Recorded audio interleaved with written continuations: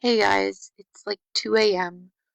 and I thought that I was like, man, I have so much stuff that I just need to declutter and organize and just mentally and physically get ready for the new year, be a better me the best way I can by starting small. And my audio on my phone's been cutting in and out, so that's why I'm using my little mic today. Um, so we're gonna do a little series where I go one by one and I just go through things, figure out what I want to keep, organize, declutter, rehome, like into a different place, that sort of situation. Okay? So, first, we're going to start with my nightstand. She is so full.